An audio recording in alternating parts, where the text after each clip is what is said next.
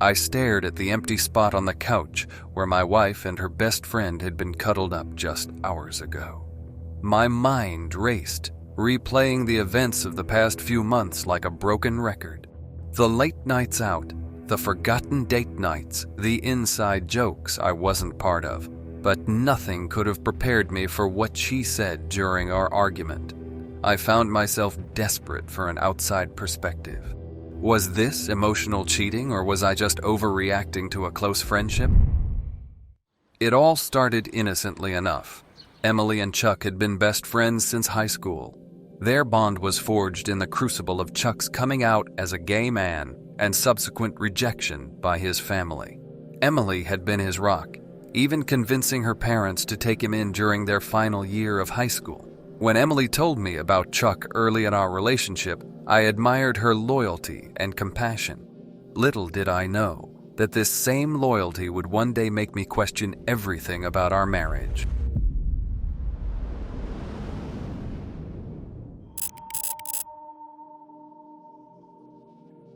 Emily and I got married 5 years ago, settling into what I thought was a happy life together. Chuck was a constant presence, but it never bothered me. He was a good guy, and I genuinely enjoyed his company. We all existed in a comfortable balance, or so I believed. Then came the job offer that would change everything. As a project manager, I was given the opportunity to lead a year-long project in another city. The hours were brutal, leaving at 5:30 a.m. and returning home around 6:30 p.m. But the pay was incredible. Emily and I had a long discussion about it. We both agreed that the sacrifice would be worth it. With this money, we could pay off our student debts and start trying for a baby. It seemed like the perfect plan to set up our future, but life has a way of throwing curveballs when you least expect them. In March, about halfway through my project, Chuck caught his boyfriend cheating. He was devastated, and Emily, being the caring friend she always was, immediately invited him to move in with us. I was taken aback that she hadn't consulted me first, but I understood. Chuck needed support, and our home had always been open to him. At first, everything seemed fine. Emily was giving Chuck the attention and care he needed to heal from his heartbreak. I even did my best to be there for him, despite my long working hours. But as the weeks turned into months, I began to notice a shift. Emily and Chuck were spending more and more time together, often going out to movies or dinner without me. I tried to rationalize it. I was working long hours after all. Maybe they were just filling their time. But a nagging feeling began to grow in the pit of my stomach. Then came the party. It was a rare night when all three of us were out together. Someone made a joke about Chuck being our third wheel, and Emily's response hit me like a ton of bricks. "Chuck is not the third wheel," she said firmly. When I questioned her, she added, "I've known Chuck longer than I've known you." That comment stuck with me, gnawing at my insecurities, but it was nothing compared to what happened next. One night, I woke up at 3 a.m. to find Emily's side of the bed empty. Concerned, I went searching for her, only to find her and Chuck cuddled up asleep on the couch, the TV still flickering in the background. As I stood there, watching my wife sleeping peacefully in another man's arms, I couldn't help but wonder, was I losing her? Or had I already lost her without even realizing it? The sight of Emily and Chuck asleep on the couch that night was a wake-up call. I realized I had been so consumed with work that I'd been neglecting my marriage. Determined to rectify the situation, I decided to plan a special date night for Emily and me. It had been far too long since we'd had any quality time together, just the two of us. I made reservations at our favorite restaurant for Friday night, anticipating a romantic evening that would help us reconnect. When I first told Emily about it, she seemed excited, which gave me hope. Maybe I was overreacting to the whole situation with Chuck. Maybe all we needed was some time alone to rekindle our bond. Friday evening arrived, and I rushed home from work, eager for our date. But when I walked through the door at 6:30, the house was empty. No Emily, no Chuck, Trying not to jump to conclusions, I took a shower and got ready, assuming they'd be back soon. By 7:15, with our 8 o'clock reservation looming, I couldn't wait any longer. I called Emily, my stomach churning with a mix of worry and frustration. When she answered, her carefree tone caught me off guard. "Oh, Chuck and I went shopping and we're just grabbing some dinner," she said casually. I reminded her about our date, my voice tight with disbelief. Her response felt like a punch to the gut. "Oh, I forgot. Oh, well." She laughed it off as if it were nothing more than a missed coffee date with an acquaintance. In that moment, I felt invisible, unimportant. The fact that she didn't even invite me to join them only twisted the knife deeper. I wanted to yell, to demand an explanation, but the memory of my father's angry outbursts held me back. I had always vowed never to be like him, never to be controlling or let my anger get the best of me. So instead, I swallowed my hurt and anger and said nothing. Later that evening, I knew I had to address the issue. I couldn't let this fester. So I sat Emily down, armed with notes I'd written to keep myself focused and calm. I started by reassuring her that I loved Chuck and he was always welcome in our home. Then, I tried to express my concerns about our marriage, how I felt we were drifting apart and needed to work on our relationship. I thought I was being reasonable, opening up a dialogue for us to work through our issues together. I couldn't have been more wrong. Emily exploded. She accused me of attacking Chuck and being homophobic, twisting my words into something I never intended. The woman I loved, the one I thought I knew better than anyone in the world, suddenly became a stranger, hurling hurtful words at me. We'd never fought like this before. In all our years together, we'd always been able to talk things through calmly. But now, it was as if a dam had broken, and years of unspoken resentment came flooding out. And then, in the midst of her tirade, she said those words that would change everything. "Chuck is my soulmate, and you just have to get used to that." The world seemed to stop. I felt as if I'd been doused in ice-cold water. Soulmate. I had always thought Emily and I were soulmates. To hear her declare someone else as her soulmate, and so casually at that, was devastating. In that moment, I realized a terrifying truth. Emily loved Chuck more than she loved me. The rest of the night was a blur. Emily stormed off to sleep on the couch, leaving me alone with my thoughts. The next day, she and Chuck disappeared for most of the day. When they returned, Emily acted as if nothing had happened. She even tried to flirt with me on Sunday, but her playful gestures that I once found endearing now left me feeling hollow. Unable to face the new reality of my marriage, I told Emily I'd be staying at a hotel near my worksite for the week. As I packed my bag, I couldn't help but wonder, how do you move forward when you realize you're not the lead in your own love story, but merely a supporting character?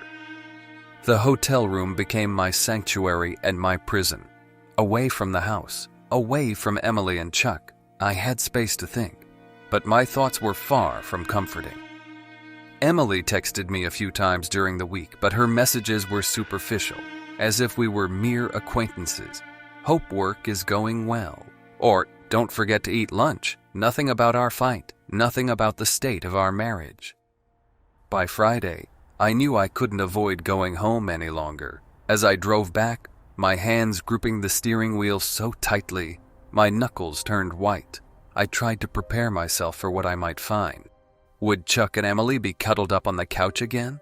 Would they even notice I was back? When I walked through the door, the house was quiet. For a moment, I thought maybe no one was home, but then I heard soft laughter coming from the kitchen. I steeled myself and walked in. Emily and Chuck were sitting at the kitchen table, heads bent close together over something on Chuck's phone. They looked up when I entered, and for a split second, I saw surprise and maybe even guilt flash across Emily's face before she smiled. "Oh, you're home," she said, her voice a little too bright. "We were just looking at some funny cat videos. Want to join us?"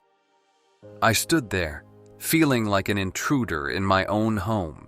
The casual intimacy between them, the way they so easily shared a moment that I wasn't part of, it all hit me anew. As I looked into Emily's eyes, I couldn't help but wonder, is this considered cheating? Is there something more between them?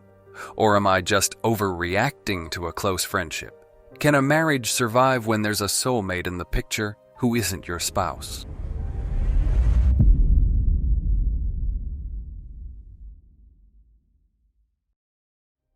The moment I opened the door, my heart stopped. There he was, my ex-fiancé, the man I'd loved since childhood, standing on my doorstep after 2 years of silence. His eyes, once filled with love and warmth, now held a mixture of regret and hope.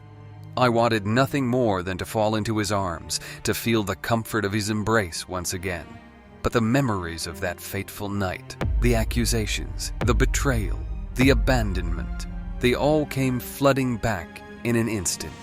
My hand gripped the doorknob tightly, ready to slam it shut and retreat into the sanctuary I'd built for myself. But then he spoke, his voice cracking with emotion. "Please, let me explain. Your sister, she lied about everything." In that moment, I realized that the life I'd carefully reconstructed was about to come crashing down around me once again. The question was, did I have the strength to face the truth, or would I choose to keep running from my past? 2 years earlier, life couldn't have been more perfect. At 21, I was engaged to my soulmate, surrounded by a loving family, and looking forward to a future filled with joy and laughter. My fiancé and I had known each other since preschool. Our families were close, and our engagement was met with weeks of celebration. He was my rock, always there to support me through my anxiety, and even standing up to my mother when she made hurtful comments about my weight. He confronted her and said, "I love you for who you are. You're the most beautiful girl in the world to me." Our families were so intertwined that he'd have dinner at our place almost every day, and I do the same at his. He was particularly close to my 2 older sisters, especially my middle sister, Nikki. She was a complicated person, cold and distant with most people, but she had opened up to my fiancé, seeing him as the brother she never had. He had helped her through some dark times, including battles with drug addiction and brushes with the law.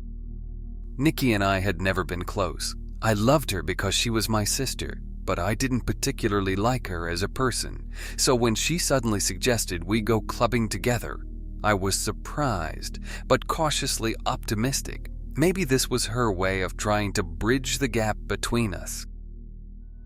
The night started off well enough. Clubbing wasn't really my scene, but after a few drinks, I loosened up and started to enjoy myself.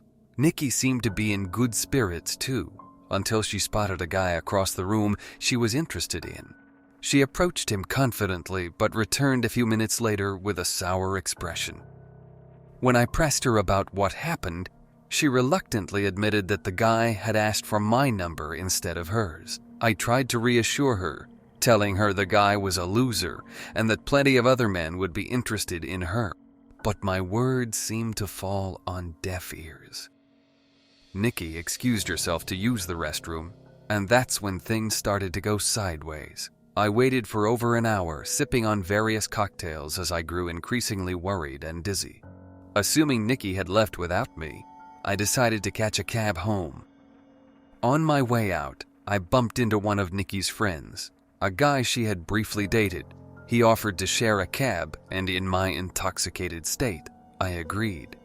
That decision would change the course of my life in ways I could never have imagined. As we got into the cab, I fumbled for my phone, my head spinning. The last thing I remember is feeling overwhelmingly dizzy before everything went black.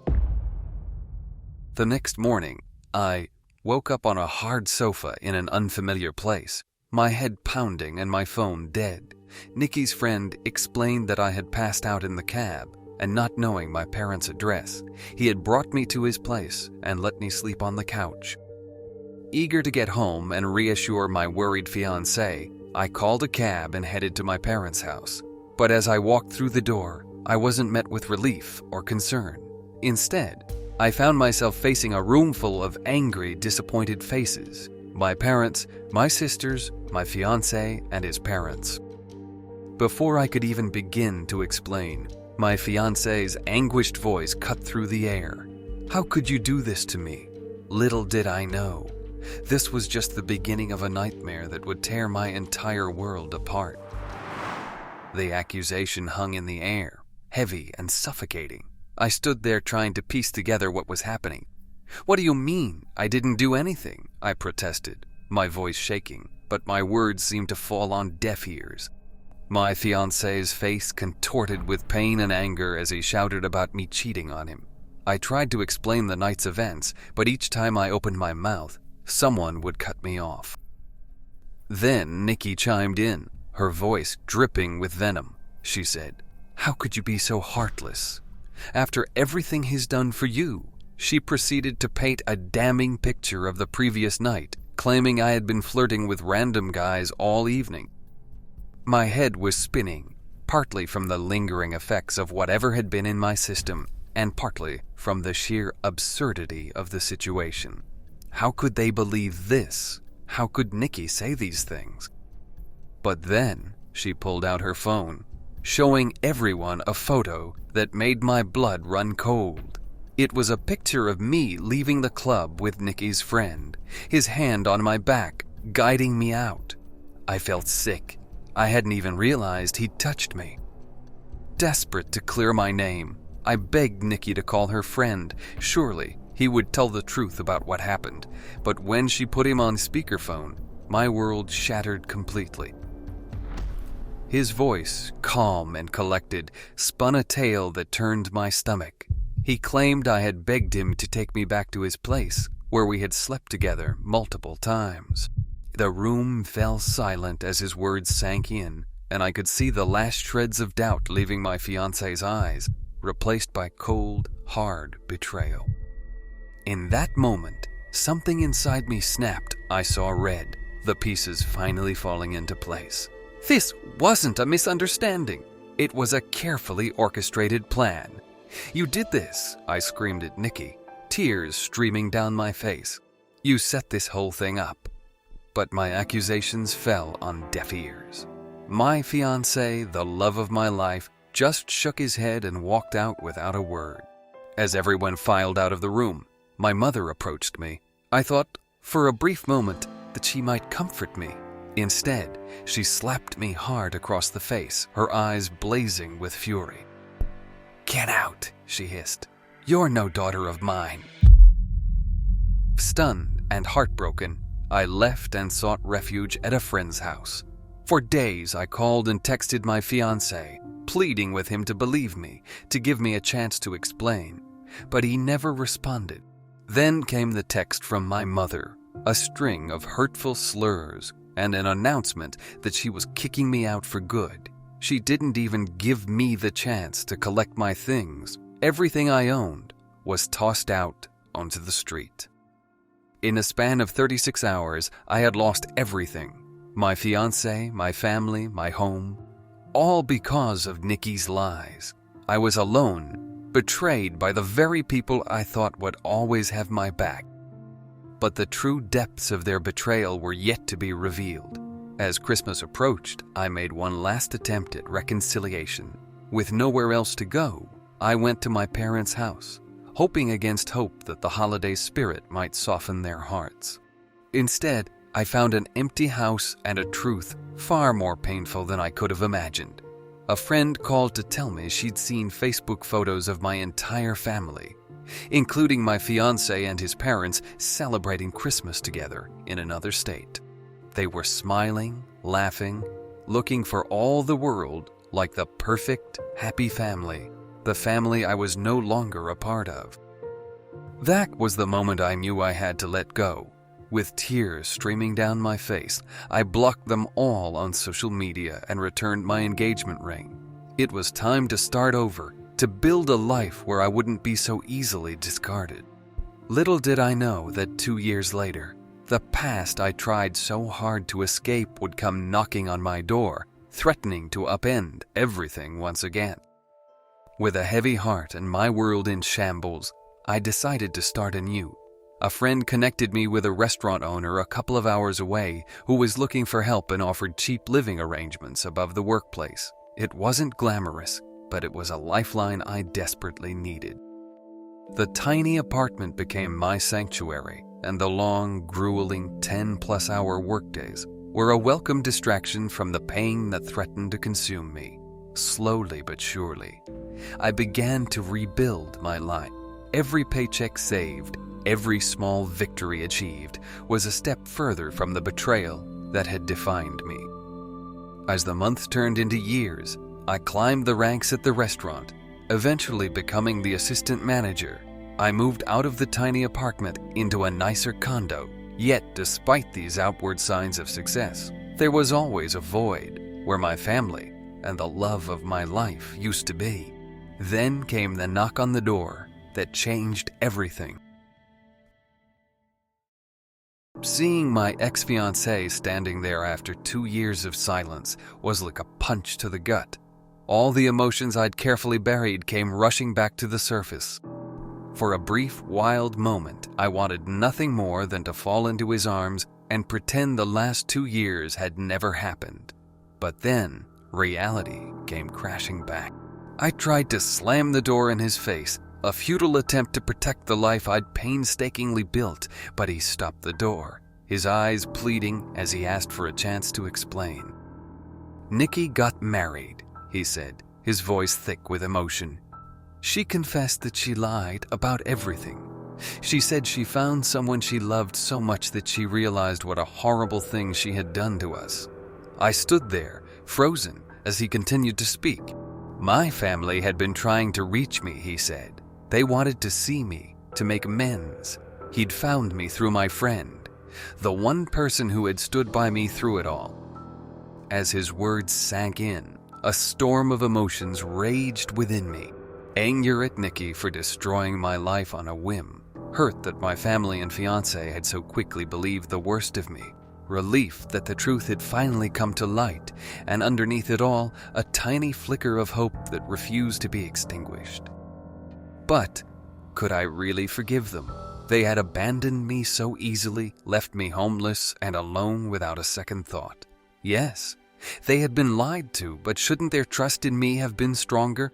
Shouldn't they have at least given me the benefit of the doubt?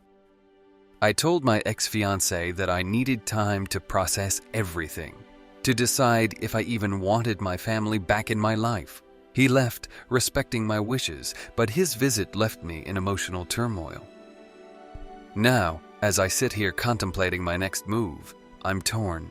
Part of me yearns for the family I lost, for the love I thought would last a lifetime, but another part, the stronger part that emerged from the ashes of betrayal, is wary. I've built a life for myself, found strength I never knew I had. Do I really want to risk it all for people who discarded me so easily? The question now is, do I open the door to my past, or do I continue on the path I've forged for myself, leaving behind the family that once abandoned me?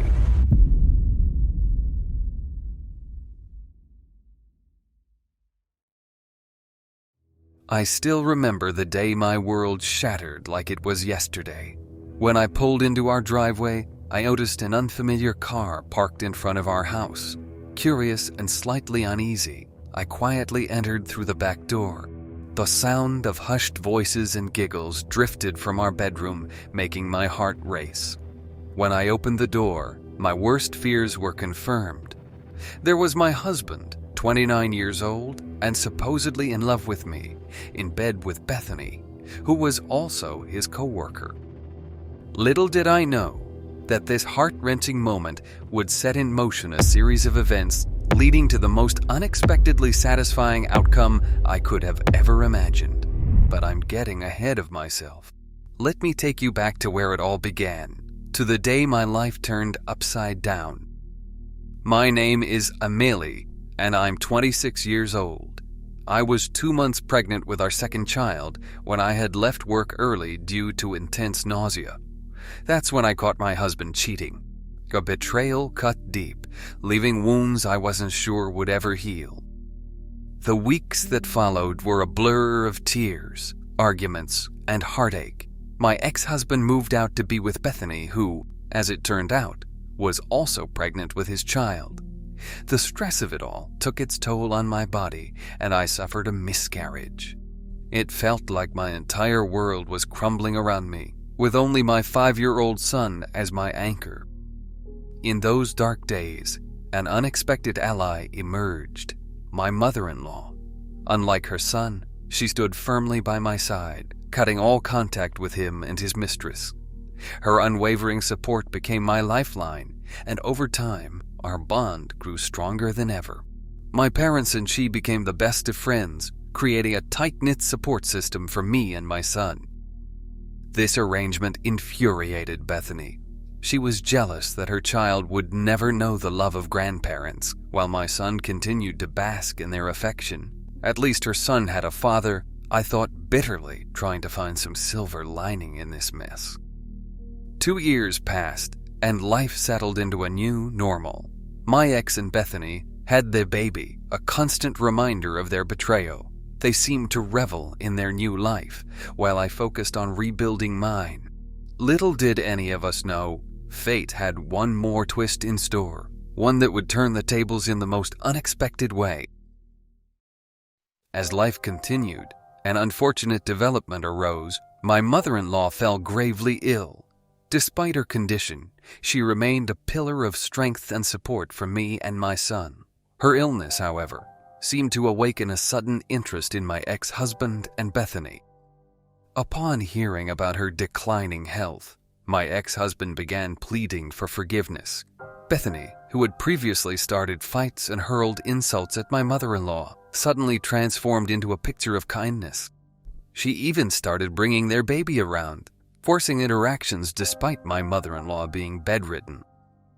My mother-in-law, bless her soul, endured their sudden attention with grace.